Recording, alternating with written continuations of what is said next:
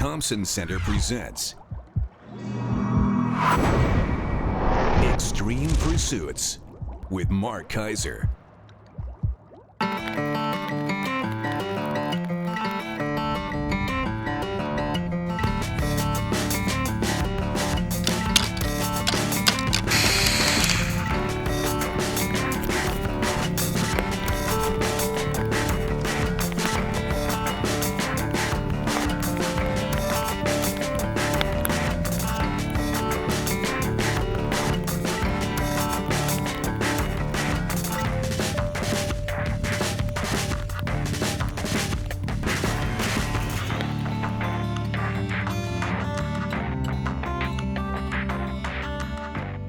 Boy, that buck was close.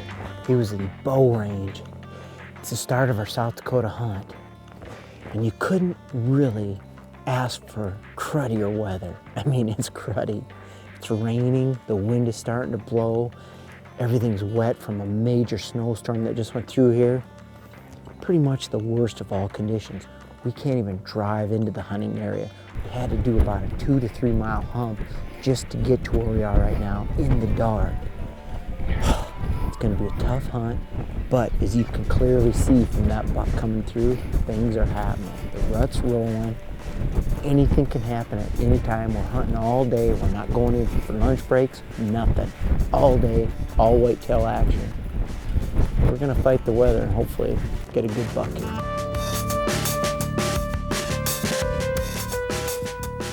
You know, it's no secret that I love hunting South Dakota. Heck, I am a native, so I know what the state has to offer. And when I get a chance to go after whitetails, especially during the rut, I'm on the road whether it's day or night because I want to take advantage of the bucks when they're at their nuttiest.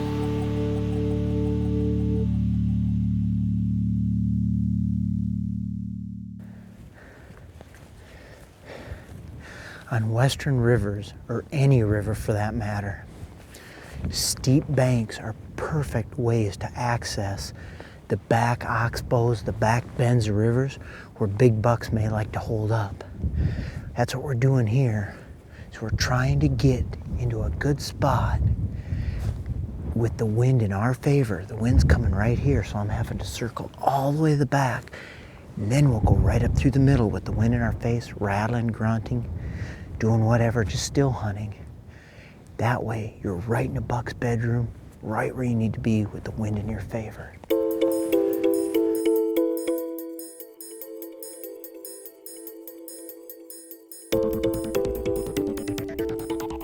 Now this season, I was fortunate enough to hunt a new property, a big, vast prairie property with the winding river bottom coming through it.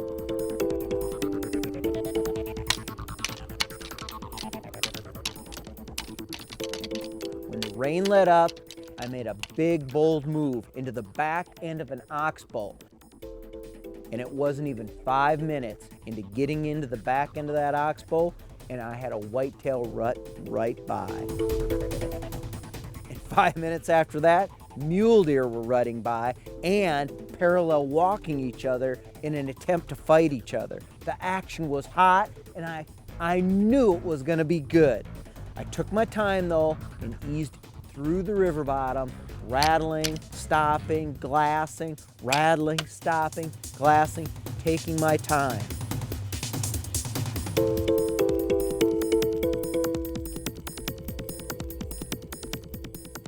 Now, interestingly enough, the most exciting thing to happen on that particular hunt in that oxbow was that the mule deer were responding way better than the whitetails to the calls. If I'd had my bow, I would have tagged out right away on a nice, mature mule deer buck. And 10 minutes later, I rattled in his buddy, and he came in to 40 yards.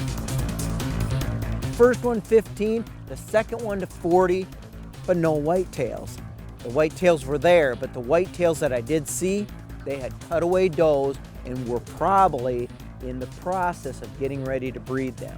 And you know, when you got a girlfriend, you got her out on a date, you really don't want to get in a fight, because getting in a fight, it kind of ruins the mood of the evening.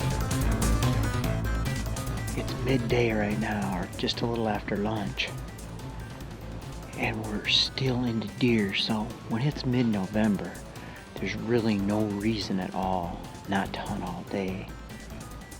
Unless your spouse says you have to go do some chores. But other than that, you need to hunt all day. I'd rattled and worked through that bottom from one end to the other. So I decided if they weren't on the bottom, they were probably going to be up on the top at the food source. Follow those deer to the food and hopefully find a buck that was being just a little bit stupider than I was.